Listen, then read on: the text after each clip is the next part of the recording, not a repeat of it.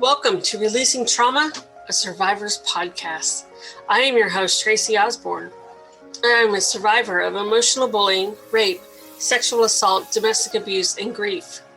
After losing my husband in 2019, I set off on a new adventure to help other women release their trauma and create a life they can cherish.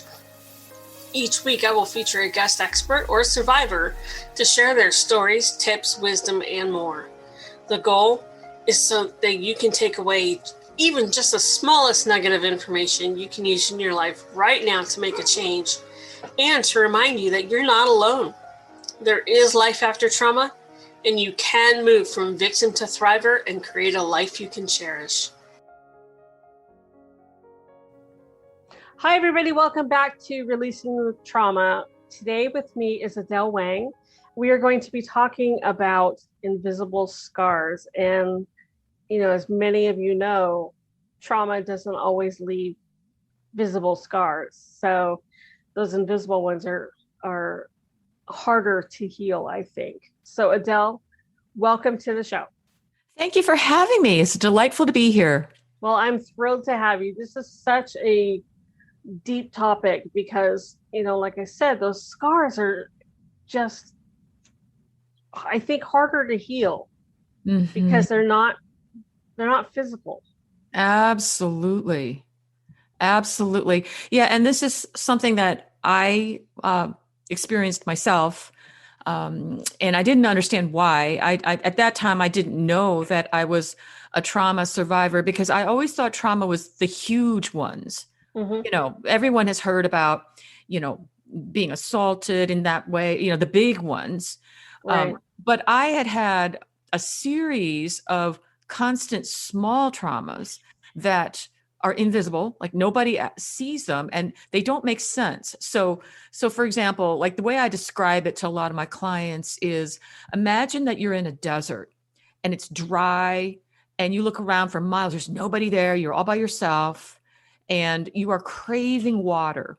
You need water to survive somehow, some way, and there's nothing around. All you see might be some cactus, some small bush, there are a few things around you, but there's no water and you're slowly dying inside.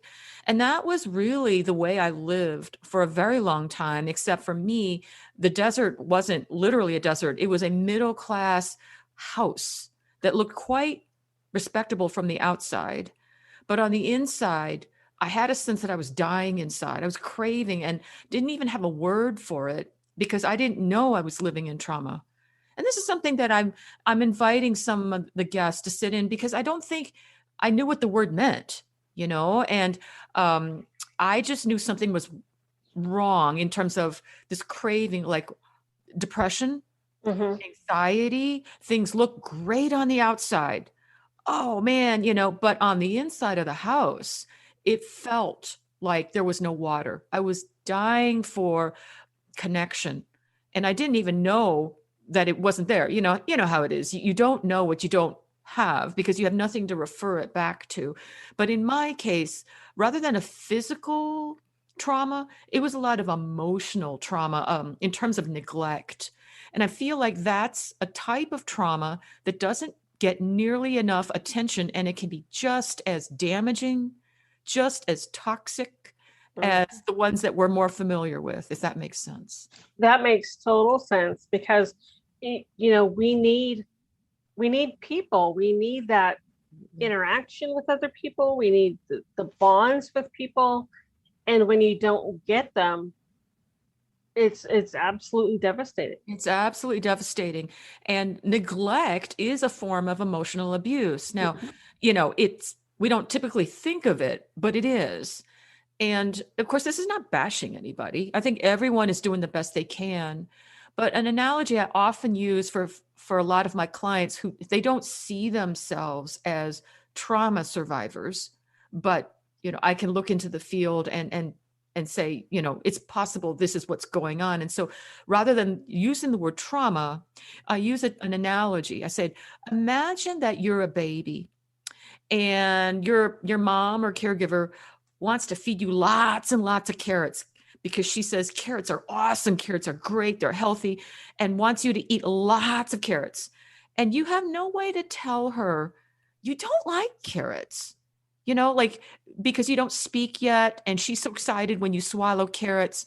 And then you have no way of communicating to her unless she's attuned that you would secretly like bananas or pears. And you notice that when you don't swallow these carrots, she gets upset. And there's a lot of, come on, come on, come on, come on. Oh, there you go. And you learn to swallow stuff you don't want. And in that process of that energetic mismatch, what's missing is attunement, meaning you have somebody who may have paid you a lot of attention. Maybe you were even clothed, housed, there was food on the table. Look at all this attention you're getting on your grades. But attunement is very different from attention. Attunement is the water. Attunement is there anyone here who really notices what I want? Because I don't even know how to tell you yet. So parenting is not just about paying attention to children. It's about noticing when the child has no way yet of who they don't know who they exist yet. They just popped out of the uterine wall or they're crawling. But this development process is really about discovering who I am. That if I tell mom, I really don't like carrots, I would love apples or bananas, that somebody noticed instead of making me eat more carrots. Or someone noticed, I'm kind of hungry over here. And let's say mom is busy. So attunement is, I think, one of the biggest missing pieces that can lead to trauma. And this, again, it's not bashing anyone. Mm-hmm. Usually our caregivers are way preoccupied or they're healing their own trauma. They just don't have the capacity. So my hope is in this conversation with your audience is that we step into an even more nuanced understanding of what trauma does to people. And in a simple way, I like to say it literally makes Elvis leave the building, if that makes sense. Like your life force, your juiciness of, you just popped out, you're born in this world, in the big cry. And kids are typically born with a lot of life force. And it's like a balloon that gets a small hole poked in it. It just, right. It deflates if there's not enough attunement. And that feeling of not being seen or heard, oh my gosh, that is the invisible scar we're talking about. Is it not, Tracy? I mean, I feel I'm very passionate about this because that was my life.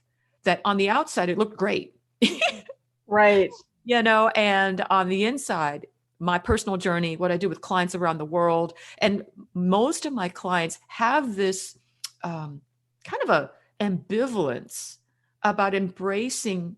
They don't realize they didn't get attunement. So I don't always use the word trauma, but if I describe, is it like a life of quiet desperation? Does it feel like you're dying inside around a crowd, or you're just, another day, another dollar doing this grind and nobody has any clue how you're feeling inside? And there's like, yes, okay, great. That is what we're talking about. And what I love about what you're doing is giving people different tools, different types of conversations, different models. This will resonate for some people because they never saw themselves as invisibly scarred. But I think we all have some of it. It's just some of us, have a little more than others, Right, absolutely. And some of us can recognize it while others don't. Yeah. The first thing is just to notice it, because if we don't even notice it, well, then you either live with it and assume, well, I should be happy with what I have and grateful, which you are, but there's a flatness inside. And so many folks leading lives of invisible scars, they feel kind of guilty even admitting that anything is awry because they got lots of carrots growing up. Parents worked hard, that we lived in a nice house. So they feel very uncomfortable, even reflecting that something's a little off. But I'm always saying, well, if things were that great, you probably wouldn't have been out here listening to awesome podcasts like this one that you're doing, Tracy, or contacting Adele, or reading books on spirituality and personal development, like something is driving you, you know, and that, well, let's just pay attention to that desire for growth is awesome. That curiosity, you haven't shut down the spark completely. And that is fantastic. And so what I tell people is, if there's been trauma, and I don't, people don't always know what, sometimes people don't even remember. Like I'm very aware that sometimes people don't remember exactly what happened, and I'm fine with it. All I care about is what's happening on the ground today. And what I tell them is, if there's been trauma, if there's a feeling that Elvis left the building, that the most wild, juicy spark that just wanted to, that child explosion of energy. Oh my God, this place is just so cool. And I want to stick this fork into the wall socket just because I think it goes there, and before someone, screamed at me and scared the bejesus out of me. And I became very compliant.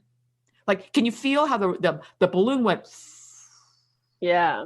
Right? That's a trauma. And that keeps happening. Well, because I'm an energy medicine person, I can tell people, you lost some of that I'm a star energy that is so important for you finding your purpose, for you moving through resilience and creating more what you want 20 years later. So if you're feeling like, what am I missing? Like, I've read a lot of books, and I basically say, Elvis left the building early on, and it's energetic. And so my work is all around what helped me get out of anxiety, depression, and finally find water in the desert, which is a lot about coming back into the body, using the body as a map rather than the mind, because the mind can only take you so far, Absolutely, because trauma lives in our body. Exactly. And that's why I'm so excited that this podcast and some of our new awarenesses coming out of neuroscience. I mean, I've been working with trauma for 15 years or whatever, and I never had a word to describe what I saw in the client's aura, because, my eyeballs see lights around people and stuff like that. Right. And if people want to know, I tell them, but I'm not interested in, your aura is orange today. It's not the most important thing. It's really, where did your spark go? And that is a very embodied exploration that I think neuroscience is now catching up with. And now we have podcasts like this to talk about embodiment, staying in your body. It wasn't safe to be in your body. If you were physically violated, oh yeah, Elvis left the building, Oh yeah, Elvis ran. Oh yeah. Yeah, Elvis left the building, and then this shell of you walked through life very careful, very invisible, very soft-spoken maybe, or never being too far out in front saying how you really mean or meaning what you say, because everything was about kind of fitting in the cracks of things, That is what trauma does. Because if you're turned on with that spark, there is a little bit more of a, star quality that starts to emerge that can ruffle feathers, which is juicy to watch. And I know, and this is where people, if you're scared of conflict, there may have been a lot of trauma earlier on, and conflict is actually a useful thing.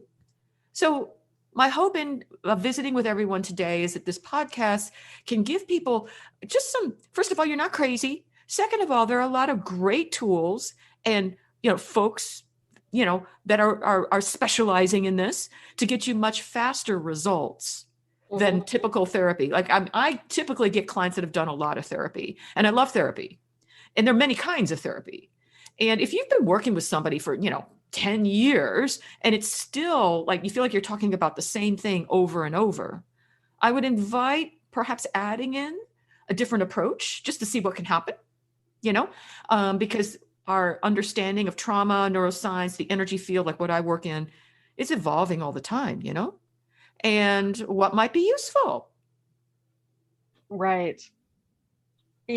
Talk therapy, or, like you said, the different types of therapies out there, I think they can only take you so far. Agreed.